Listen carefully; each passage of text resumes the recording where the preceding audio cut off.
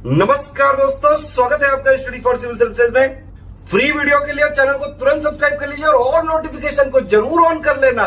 हमारा फ्री वाला टेलीग्राम ये वाला ग्रुप जरूर से जरूर ज्वाइन कर लीजिएगा।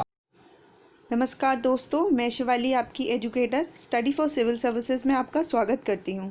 इस वीडियो में हम यूपीएससी प्रीलिम्स 2017 का जीएस पेपर 1 डिस्कस करेंगे। आगे चलते हैं। स्टडी फॉर सिविल सर्विसेज का फ्री टेलीग्राम ग्रुप है, इसको ज़रूर ज्वाइन कर लीजिए। ये कॉन्टैक्ट नंबर्स दिए गए हैं, आप इन पर कॉन्टैक्ट कर सकते हैं और यूपीएससी, बीपीएससी, यूपीपीएससी, यूपीट्रिपलएससी, ईपीएफओ इन सारे कोर्सेज से रिलेटेड इन्फॉर्मेशन ले सकते हैं और पेड ग्रुप ज्वाइन कर सकते हैं। क्वेश्चंस देखते हैं। With reference to parliament of India consider the following statements. A private member's bill is a bill presented by a member of parliament who is not elected but only nominated by President of India. Recently, a private member's bill has been passed in the Parliament of India for the first time in its history. इसका सही answer D है। जो भी private member bill होता है वो introduce किया जाता है मेंबर के द्वारा, जो कि मिनिस्टर नहीं होता है, क्योंकि जो अगर कोई मिनिस्टर इंट्रोड्यूस करता है बिल तो वो पब्लिक बिल माना जाता है। ठीक है। और दूसरा जो पॉइंट है कि प्राइवेट मेंबर बिल पहली बार पास हुआ है, तो ऐसा नहीं है। 14 प्राइवेट मेंबर बिल पास हो चुके हैं, तो ये स्टेटमेंट गलत है और जो फर्स्ट स्टेटमेंट है वो भी गलत है। अब प्राइवेट मेंबर बिल के बारे में देख लेते हैं कि इसका जो चांस होता है अप्रूवल का वो काफ़ी कम होता है। मिनिस्टर जो बिल इंट्रोड्यूस करता है, यानी जो पब्लिक बिल होता है, उसके चांसेस ज़्यादा होते हैं अप्रूव होने के, और इसमें हमें 1 मंथ का नोटिस देना पड़ता है पहले। ठीक है, आगे चलते हैं। With reference to the difference between the culture of Rigvedic Aryans and Indus valley people, which of the following statements are correct. इसमें से बताना है कि कौन सा ठीक है। Rigvedic Aryans used the coat of mail and helmet in warfare, whereas people of Indus Valley civilization did not leave any evidence of using them. Rigvedic Aryans knew gold, silver and copper, whereas Indus Valley people knew only copper and iron. Rigvedic Aryans had domesticated the horse, whereas there is no evidence of Indus Valley people having been aware of this animal. इसका सही answer C है, first और third. जो ऋग्वेदिक Aryans थे वो coat of mail और helmet use करते थे। ठीक है, कोट ऑफ मेल मतलब होता है कवच। वेयर एज जो पीपल थे इंडस वैली सिविलाइजेशन के, वो ये ऐसा कुछ भी यूज़ नहीं करते थे और हमारे पास ऐसा एविडेंस भी नहीं है कोई। ठीक है। और जो थर्ड पॉइंट है कि ऋग्वेदिक ने डोमेस्टिकेट किए थे हॉर्स, तो ये थोड़ा सा डिस्प्यूटेड स्टेटमेंट था, लेकिन जो कमीशन ने इसका आंसर दिया है वो थर्ड को ठीक माना है। तो मतलब ये हो गया कि जो ऋग्वेदिक आर्यंस थे उन्होंने हॉर्स को पाल रखा था, जबकि इंडस वैली पीपल ने में ऐसा कोई एविडेंस नहीं मिलता है। ठीक है। अब ये है Rigvedic Aryans knew gold, silver and copper, whereas Indus valley people knew only copper and iron. तो देखिए, जो इंडस वैली सिविलाइजेशन था वो कॉपर, ब्रॉन्ज और सिल्वर और यहाँ तक कि गोल्ड के बारे में जानते थे, लेकिन वो आयरन के बारे में जानते थे ऐसा कोई एविडेंस नहीं था। ठीक है। अब थोड़ा सा इंडस वैली सिविलाइजेशन के बारे में देखते हैं। इंडस वैली सिविलाइजेशन माना जाता है कि वो प्रोटो हिस्ट्री से रिलेटेड है। ठीक है। इसको हम कॉपर और ब्रॉन्ज एज भी बोलते हैं। इसमें कई सारे हमें रिटन डॉक्यूमेंट्स भी मिलते हैं, लेकिन होता क्या है कि हम उनको यूज़ नहीं कर पाते हैं। तो ये इसकी इम्पोर्टेंट बात है। तो इसका सही आंसर सी है। ओके, आगे चलते हैं। एक बात और है इस क्वेश्चन के बारे में कि जो इंडस वैली सिविलाइजेशन है, जिसको हम हड़प्पा सिविलाइजेशन भी बोलते हैं, इसमें क्या हुआ था, 3 पीरियड्स में डिवाइड था। ये पीरियड अर्ली हड़प्पा जो कि 3500 से 2500 बीसी तक था, मैच्योर हड़प्पा जो कि 2500 से 1750 बीसी तक था, और डिक्लाइन या लेट हड़प्पा जो कि 1750 बीसी तक से था। ठीक है। अब नेक्स्ट पे आते हैं। Recognition of prior learning scheme किससे रिलेटेड है। Certifying the skills acquired by construction workers through traditional channels, enrolling the persons in universities for distance learning programs, reserving some skilled jobs to rural and urban poor in some public sector undertakings, certifying the skills acquired by trainees under National Skill Development Program. इसका सही answer A है। इसमें क्या होता है, certifying the skills acquired by construction workers through traditional channels. ठीक है, तो इसमें क्या होता है, एक सर्टिफिकेट दे दिया जाता है कि इन्होंने जो है स्किल अक्वायर कर रखी है। देखिए RPL भी बोलते हैं हम इसको शॉर्ट में। ये होता क्या है, ये जो प्रधानमंत्री कौशल विकास योजना की स्कीम थी, इसके अंतर्गत ये आती है और ये ministry of skill development and entrepreneurship से रिलेटेड है। ऑब्जेक्टिव इसका क्या है, इसका ऑब्जेक्टिव है कि जो एम्प्लॉयमेंट के चांसेस हैं उसको बढ़ाया जाए, इनइक्वालिटी को कम किया जाए, ठीक है, और साथ ही साथ जो भी प्रिविलेज है वो इन लोगों को दी जाए जो सर्टिफिकेट्स को एक्वायर कर लेते हैं। अब ये जो प्रधानमंत्री कौशल विकास योजना है ये स्टार्ट कब हुई थी, ये 2015 में स्टार्ट हुई थी, ठीक है, और नेशनल स्किल डेवलपमेंट कॉरपोरेशन इसको इम्प्लीमेंट करती है। इसका कंपोनेंट इम्पॉर्टेंट यही है कि शॉर्ट टर्म ट्रेनिंग देना, और किसके according, as per national skill quality framework. ये इम्पॉर्टेंट है, ये याद रख लीजिए, इसके अकॉर्डिंग, ठीक है। आगे चलते हैं। From the ecological point of view, which one of the following assumes importance in being a good link between Eastern Ghats and Western Ghats? तो इसका क्या आंसर हो गया, सत्यमंगलम टाइगर रिजर्व, नल्ला मल्ला फॉरेस्ट, नागरहोल नेशनल पार्क या शीशाचलम बायोस्फीयर रिजर्व। सही answer A है, ठीक। इसमें क्या है, ये वाइल्ड लाइफ कॉरिडोर होता है। नीलगिरी बायोस्फीयर रिजर्व, आपने काफ़ी सुना होगा इसका नाम, काफ़ी फेमस है ये। नीलगिरी बायोस्फीयर रिजर्व में वेस्टर्न और ईस्टर्न घाट्स के बिटवीन होता है ये।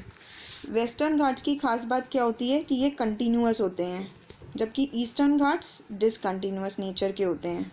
अब आप बताइए कि वेस्टर्न घाट्स और ईस्टर्न घाट्स में जो है हाईएस्ट पीक कौन सी है, कमेंट सेक्शन में कमेंट करके बताइए।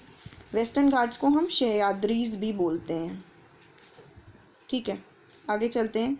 One of the implications of equality in society is the absence of privileges, restraints, competition, ideology.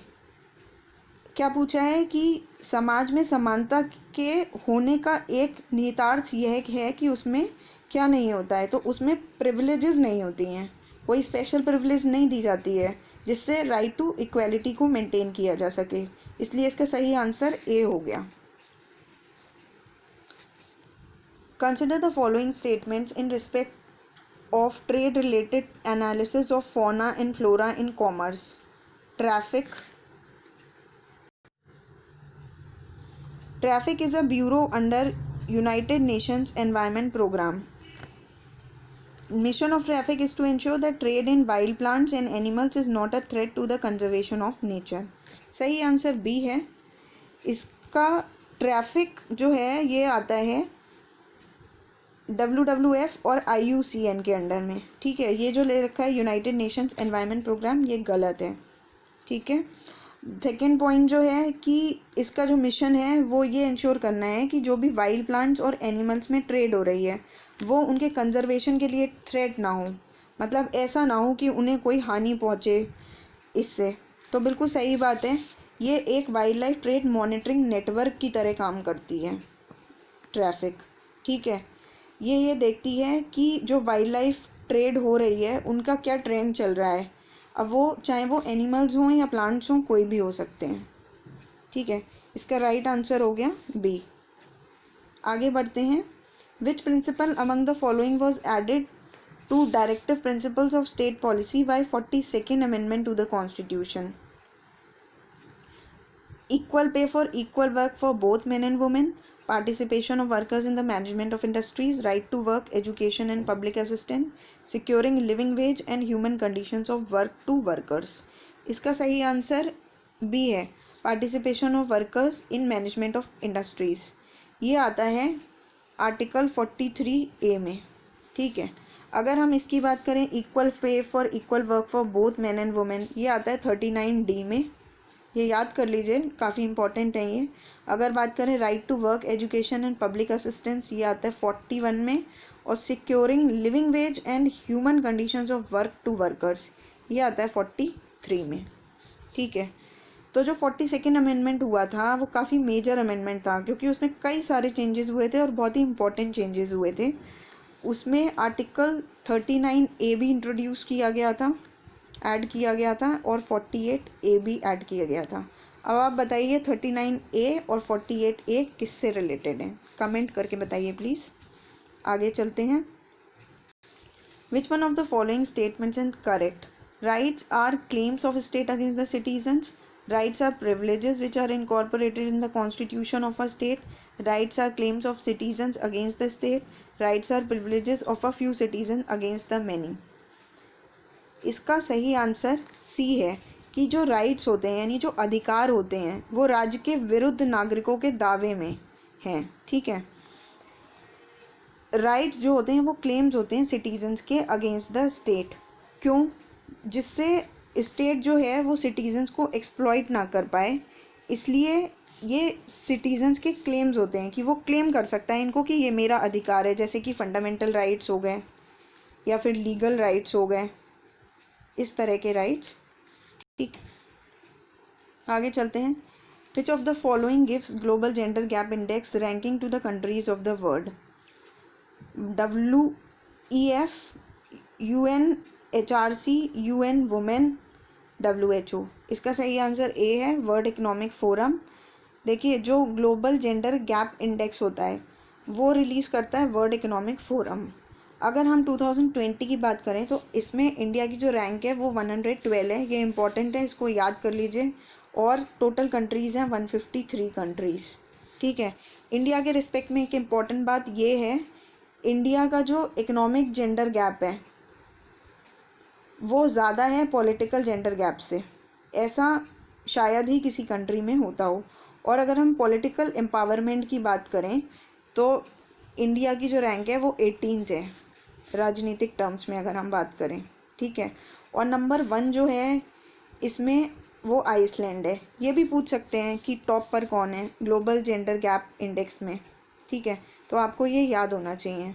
World economic forum की अगर हम बात करें तो ये एक NGO है जो कि इस्टेब्लिश हुआ था 1971 में, और इसका हेडक्वार्टर है स्विट्ज़रलैंड। ये इस्टेब्लिश करने का उद्देश्य, ये बिजनेस, पॉलिटिकल जो भी एक्सपर्ट्स होते हैं, एकेडमिशियंस और जो बाकी लीडर्स होते हैं, इसमें एक फोरम होता है, एक प्लेटफॉर्म है ये, जहाँ पे ये सब लोग मिलते हैं और इकोनॉमी से रिलेटेड जो बातें हैं उनको डिस्कस किया जाता है। ठीक है, ये सही आंसर है इसका।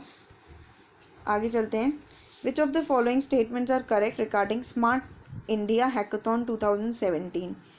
It is a centrally sponsored scheme for developing every city of country into smart cities in a decade. It is an initiative to identify new digital technology innovations for solving the many problems faced by our country. It is a program aimed at making all financial transactions in our country completely digital in a decade. इसका सही answer B है, second. ठीक है, ये इसलिए लाई गई है जिससे जो भी कंट्री में प्रॉब्लम्स हैं उसका एक इनोवेटिव सोल्यूशन निकल के आए। डिजिटल टेक्नोलॉजी इनोवेशन के थ्रू इसका एक अच्छा सोल्यूशन निकल के आए जो भी हमारे कंट्री में प्रॉब्लम चल रही हैं, इसलिए इस स्कीम को इंट्रोड्यूस किया है। ये डिजिटल इंडिया प्रोग्राम का पार्ट है और MHRD के अंडर में आता है। ठीक है, human resource and development. Students जो हैं वो इनोवेटिव सॉल्यूशन लेके आएंगे जो भी प्रॉब्लम्स हैं उनके लिए, जैसे जो भी सेंट्रल गवर्नमेंट मिनिस्ट्रीज़ हैं या डिपार्टमेंट्स हैं वो बताएंगी कि हमें इस एरिया में ये प्रॉब्लम है, तो स्टूडेंट्स जो हैं अपने इनोवेटिव सॉल्यूशंस लाके इसको सॉर्ट आउट करेंगे प्रॉब्लम को, इसीलिए इसका नाम स्मार्ट इंडिया हैकाथॉन पड़ा है। और ये जो पॉइंट है कि ये स्मार्ट सिटीज़ के लिए, ऐसा तो बिल्कुल नहीं है, क्योंकि स्मार्ट सिटीज़ के लिए एक अलग से स्कीम बनी हुई है।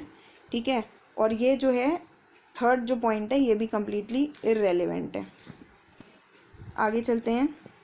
विच of the following statements are correct regarding monetary policy committee? ये जो कमेटी है बहुत इंपॉर्टेंट कमेटी है, देखते हैं इसके बारे में क्या कहते हैं। कि ये RBI के बेंचमार्क इंटरेस्ट रेट को डिसाइड करती है। First point, decides the RBI benchmark interest rate. 12 member body है including governor of RBI and is reconstituted every year. Functions under chairmanship of union finance ministry. इसका सही answer A है, यानी ये decide करती है बेंचमार्क इंटरेस्ट रेट। ठीक है, बेंचमार्क इंटरेस्ट रेट्स डिसाइड करती है, और इन रेट्स में अगर हम देखें CRR आता है, ठीक है, SLR आता है, स्टैचुटरी लिक्विडिटी रिजर्व रेशियो है, कैश रिजर्व रेशियो है, और रेपो रेट है, रिवर्स रेपो है, ये सब चीज़ें इसमें आती हैं। लेकिन इसमें 12 मेंबर्स नहीं होते हैं, इसमें जो मेंबर्स होते हैं वो 6 मेंबर्स होते हैं। अब वो कौन होते हैं तो देखते हैं। RBI के गवर्नर होते हैं, डिप्टी गवर्नर होते हैं, RBI ऑफिसर होते हैं, और 3 मेंबर्स होते हैं जो नॉमिनेट करते हैं गवर्नर साहब। गवर्नमेंट जो है 3 मेंबर्स को नॉमिनेट करती है। इनका जो टेन्योर है वो 4 इयर्स का होता है, और जो गवर्नर ऑफ RBI होते हैं वो एक्स ऑफिशियो चेयरमैन होते हैं इस मॉनेटरी पॉलिसी कमेटी के। ठीक है, इनकी मीटिंग्स 4 बार होती हैं 1 साल में, और ये किसकी रिकमेंडेशन से आई है? ये कमेटी आई है उर्जित पटेल कमेटी की रिकमेंडेशन पर। ठीक है, आगे चलते हैं। With reference to Manipuri Sankirtana बताना है कौन सा स्टेटमेंट सही है। ये सॉन्ग एंड डांस परफॉर्मेंस है। Cymbals are the only musical instruments used in the performance. It is perform to narrate the life and deeds of Lord Krishna. इसका सही आंसर बी है, 1 ठीक है और 3rd ठीक है। देखिए इसमें क्या हुआ था, ये इनटेंजिबल कल्चरल हेरिटेज है ह्यूमैनिटी अंडर यूनेस्को में, ये जो मणिपुर संकीर्तना है। ठीक है, इसमें क्या होता है, जो कृष्णा हैं उनकी लाइफ्स को और उनकी डीड्स को, उनकी एक्टिविटीज़ को इसमें मेंशन करते हैं रिचुअल्स के थ्रू। तो इसमें डांसिंग, ड्रमिंग और ये सब होता है। ठीक है, लेकिन इसमें जो है सिम्बल्स ना यूज़ होके इसमें ड्रम्स यूज़ होते हैं। ठीक है, तो सही आंसर इसका बी हो गया। 13 देखते हैं। Who among the following were associated with introduction of Ryotwari settlement in India during British rule? Lord Cornwallis, Alexander Reid, Thomas Munro.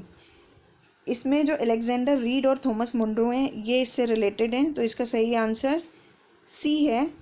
ये 18th सेंचुरी में, लगभग 1820 की बात है जब ये सिस्टम इंट्रोड्यूस हुआ था, और इसको हम रीड एंड मुनरो के नाम से भी जानते हैं। ठीक है, इसमें क्या होता था कि जो कल्टीवेटर्स होते थे उनसे डायरेक्ट टैक्स रेवेन्यू कलेक्ट किया जाता था सरकार के द्वारा। जो भी सरकार के एजेंट्स होते थे वो कलेक्ट करते थे, और जो भी रेवेन्यू होता था, जो भी इनकम आती थी वो फिक्स्ड होती थी इसके तहत, लेकिन इसको हम रिवाइज कर सकते थे। ठीक है, उसको बदल सकते थे, घटा बढ़ा सकते थे, जो भी उसके अकॉर्डिंग कर सकते थे। In the context of solving pollution problems, इसमें से देखा जाए कौन सा स्टेटमेंट सही है बायो रेमेडिएशन टेक्निक्स का। It is a technique for cleaning up pollution bye enhancing the same biodegradation process that occurs in nature. Any containment with heavy metals such as cadmium and lead can be readily and completely treated by bioremediation using microorganisms. Genetic engineering can be used to create microorganisms specially designed for bioremediation. इसका सही answer C है, 1st और 3rd। ये एक technique है जिससे pollution को clean किया जा सकता है। कैसे? बायोरेमेडिएशन टेक्निक्स को यूज़ करके। होता क्या है, जो भी हैज़ार्डस सब्सटेंसेस होते हैं उनको ब्रेक डाउन कर दिया जाता है, छोटे छोटे पार्ट्स में डिवाइड कर दिया जाता है। और कैसे? टॉक्सिक और नॉन टॉक्सिक सब्सटेंसेस में भी, यानी जो वो टूट के निकलते हैं वो टॉक्सिक भी हो सकते हैं और नॉन टॉक्सिक भी हो सकते हैं। और जो दूसरी बात है वो ये है कि जो जेनेटिक इंजीनियरिंग होती है उसको यूज़ किया जाता है बायोरेमेडिएशन के लिए। ठीक है, 15 पे आते हैं। Trade dispute act of 1920 provided for, ये किसके लिए है? Participation of workers in the management of industries, arbitrary powers to the management to quell industrial disputes, intervention by British courts in event of trade dispute, या system of tribunals and ban on strikes. सही answer D है। ये related है कि system of tribunals बना दिया गया था और स्ट्राइक्स को बैन कर दिया गया था। देखिए ये जो ट्रेड डिस्प्यूट एक्ट ऑफ 1929 है। ये क्या करता था, नाम से ही पता लग रहा है, ट्रेड डिस्प्यूट एक्ट। तो ये सेटल करता है ट्रेड डिस्प्यूट्स को, जो भी इंडस्ट्रियल डिस्प्यूट्स होती हैं उनको ये सेटल करता है। ठीक है, इसमें जो कोर्ट ऑफ इंक्वायरी है और बोर्ड ऑफ कंसिलिएशन है उनको इस्टेब्लिश किया गया था कि ये जो अथॉरिटीज़ होंगी, कौन सी, जो कोर्ट ऑफ इंक्वायरी है और बोर्ड ऑफ कंसिलिएशन, ये डिस्प्यूट्स को सेटल करेंगी। इसमें स्ट्राइक्स और लॉकआउट्स पर पाबंदी लगा रखी थी, और स्ट्राइक्स अगर कोई भी करता था तो उसको इलीगल माना गया था। ठीक है, आगे चलते हैं। Local self government can be best explained as an exercise in, local self government को कैसे एक्सप्लेन कर सकते हैं हम, federalism, democratic decentralisation, administrative delegation, direct democracy. बहुत ही इजी क्वेश्चन है, obviously answer is democratic decentralisation. Grass root level पर जो है सेल्फ गवर्नमेंट को इस्टेब्लिश करना और एम्पावर करना, और ये आता है 73rd और 74th कॉन्स्टिट्यूशनल अमेंडमेंट एक्ट में, यानी पंचायती राज और म्यूनिसिपैलिटी में। ये हम टॉपिक को प्रीवियस ईयर क्वेश्चन पेपर्स में भी देख चुके हैं, काफ़ी इम्पॉर्टेंट है ये। ठीक है, आगे चलते हैं। Consider the following statements with reference to constitution of India, directive principles of state policy constitute limitations upon. जो directive principles of state policy हैं, यानी जो राज्य के नीति निर्देश हैं, वो किस पे लिमिटेशन लगाते हैं, लेजिस्लेटिव फंक्शन पर या एग्जीक्यूटिव फंक्शन पर। तो ये डी है, किसी पर भी लिमिटेशन नहीं लगाते हैं। डायरेक्टिव प्रिंसिपल्स तो देखिए क्या होते हैं, वो इंस्ट्रूमेंट्स होते हैं इंस्ट्रक्शन के, वो हमेशा गाइड करते हैं, वो कभी भी चीज़ों पे रिस्ट्रिक्शन नहीं लगाते हैं कि ये नहीं करना है या ऐसा नहीं करना है। रिस्ट्रिक्शन कौन लगाता है, फंडामेंटल राइट, वो लिमिटेशंस इम्पोज करते हैं लेजिस्लेटिव और एग्जीक्यूटिव एक्शन के लिए। ठीक है, term digital single market strategy seen in the news refers to ASEAN, BRICS, EU, G20। ये किससे रिलेटेड है, ये रिलेटेड है EU से। ये ब्रेग्जिट जो हुआ था यूरोजोन से, तो ये इस EU से रिलेटेड है। ठीक है, यहाँ किसकी बात होती है, मेनली डिजिटल नेटवर्किंग की बात कर रहे हैं ये लोग, डिजिटल इकोनॉमी की बात कर रहे हैं, ऑनलाइन प्रोडक्ट्स और सर्विसेज अवेलेबल हों इसकी बात कर रहे हैं, तभी ये वर्ड है डिजिटल सिंगल मार्केट स्ट्रेटजी। ऐसा मार्केट जो कि डिजिटल नेचर का हो। ठीक है, तो ये उस समय करंट अफेयर्स का क्वेश्चन था, इसीलिए ये आया था इसमें। आगे चलते हैं। At one of the places in India, if you stand on seashore and watch the sea, you will find that the sea water recedes from the shoreline a few kilometers and come back to the shore twice a day, and you can actually walk on the sea floor when the water recedes. This unique phenomena is seen at, कहाँ मिलता है ये, तो इसका सही answer C है, चांदीपुर में मिलता है ये। ठीक है, इसमें ज़्यादा कुछ एक्सप्लेन करने को नहीं है, आगे चलते हैं। With reference to Prohibition of Benami Property Transactions Act 1988, जिसको हम शॉर्ट में PTB कहते हैं, ये किससे रिलेटेड है, सही बताना है हमें। Property transaction is not treated as a Benami transaction if the owner of the property is not aware of the transaction. Properties held Benami are liable for confiscation by the government. Act provides for 3 authorities for investigation but does not provide for any appellate mechanism. सही answer B है, ये correct है कि अगर कोई भी property बेनामी के अंतर्गत आती है तो ऑब्वियसली उसको कॉन्फिस्केट कर लिया जाएगा, उसको कहते हैं जब्त कर लिया जाएगा। ठीक है, लेकिन ये वाला जो स्टेटमेंट है कि प्रॉपर्टी ट्रांजैक्शन को हम बेनामी नहीं मानेंगे अगर ओनर जो है उसका प्रॉपर्टी का अवेयर नहीं है, तो ये तो कोई बात ही नहीं हुई कि अगर ओनर अवेयर नहीं है तो हम उसको बेनामी ट्रांजैक्शन नहीं मानेंगे, बिल्कुल माना जाएगा बेनामी ट्रांजैक्शन ये। ठीक है, बेनामी मतलब ही है कि उसका नाम पता नहीं है कि एक्चुअल ओनर इसका कौन है, तो ये किया ही इस इंटेंशन से जाता है करप्शन के लिए, तो ये तो गलत है। ठीक है, और बाकी जो थर्ड पॉइंट है कि इसमें 3 अथॉरिटीज़ तो हैं इन्वेस्टिगेशन के लिए लेकिन अपीलेट मैकेनिज्म नहीं है, गलत है। इसमें एडजुडिकेटिंग अथॉरिटी भी है और अपीलेट ट्राइब्यूनल भी है। ठीक है, सही आंसर बी हो जाएगा इसका। आगे बढ़ते हैं। Due to some reasons, if there is a huge fall in the population of species of butterflies, what could be its likely consequences? अगर जो पॉपुलेशन है बटरफ्लाई की वो एकदम से कम हो जाती है तो उससे क्या होगा? Pollination of some plants could be adversely affected. There could be drastic increase in the fungal infections of some cultivated plants. It could lead to all fall in the population of some species of wasps, spiders and birds. इसका सही answer C है. Pollination of some species could be adversely affected. बिल्कुल, अगर butterflies की population कम हो जाएगी तो pollination तो इफेक्ट हो ही जाएगा उससे. ठीक है, बाकी इससे जो बाकी ये हैं स्पेशीज जैसे वास्प हो गई, स्पाइडर्स हो गए, बर्ड्स हो गई, इनकी भी पॉपुलेशन कम हो जाएगी. लेकिन ये कोई लॉजिक वाला स्टेटमेंट नहीं है कि फंगल इन्फेक्शन बढ़ जाएगा, ऐसा कुछ नहीं है. ठीक है. It is possible to produce algae-based biofuels, but what are likely limitations of developing countries in promoting this industry? Production of algae-based biofuels is possible in seas only and not on continents. Setting up and engineering the algae-based biofuel production requires high level of expertise, technology until the construction is completed. Economically viable production necessitates the setting up of large-scale facilities which may raise ecological and social concerns. इसका सही answer B है. Alga culture क्या होता है? Algae की farming जो होती है. ठीक है, तो ये ऐसा नहीं है कि ये लैंड पर नहीं होती है, ये लैंड पर भी होती है.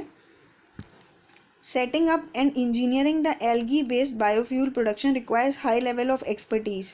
सही बात है, अगर हमें बायोफ्यूल प्रोडक्शन करना है,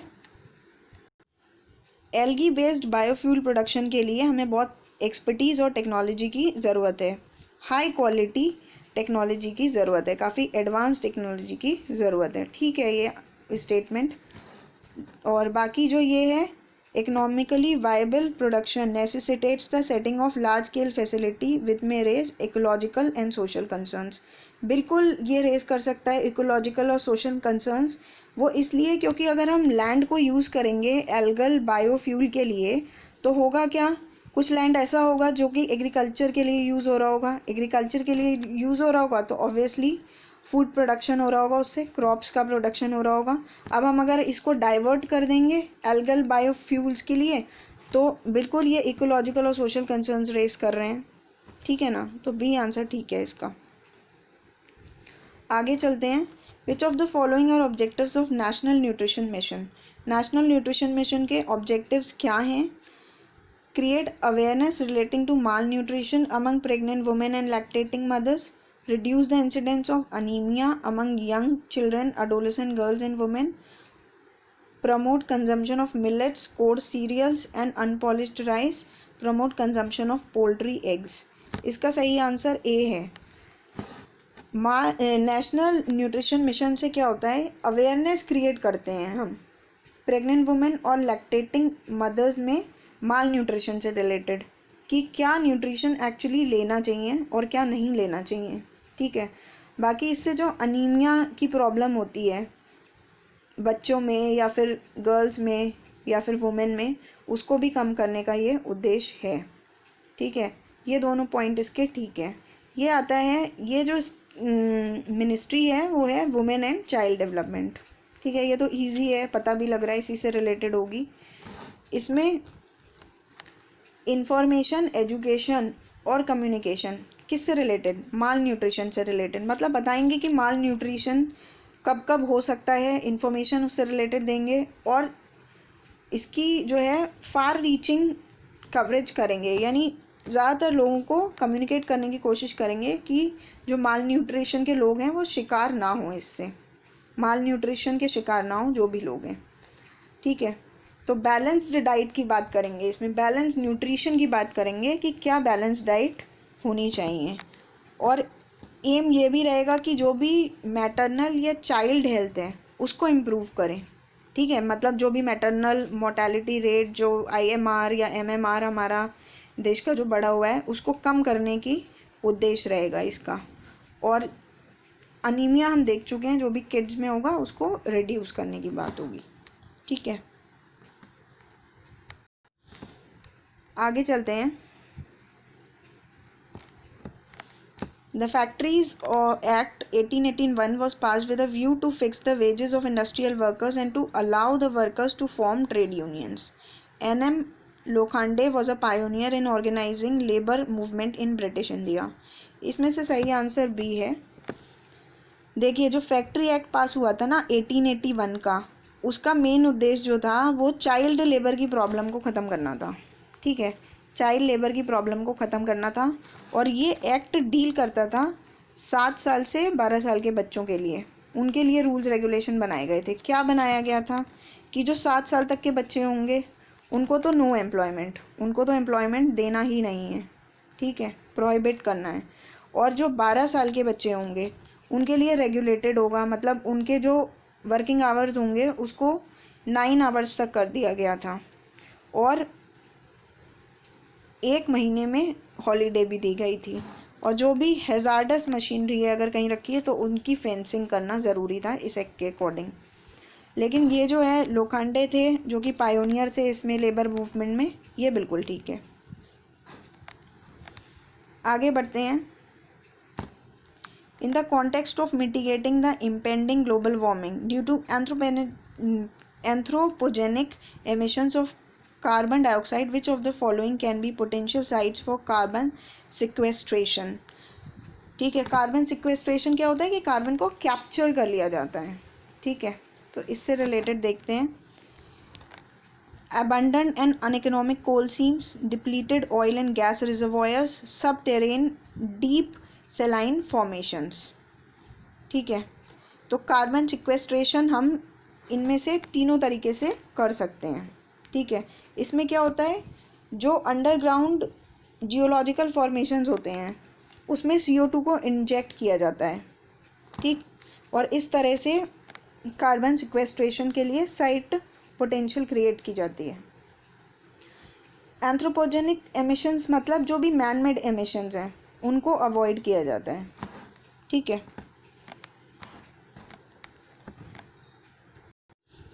इस वीडियो में इतना ही है। और अगर आपको वीडियो अच्छी लगी हो तो इसको प्लीज़ लाइक और शेयर कीजिए और चैनल को ज़रूर सब्सक्राइब कीजिए। Thank you.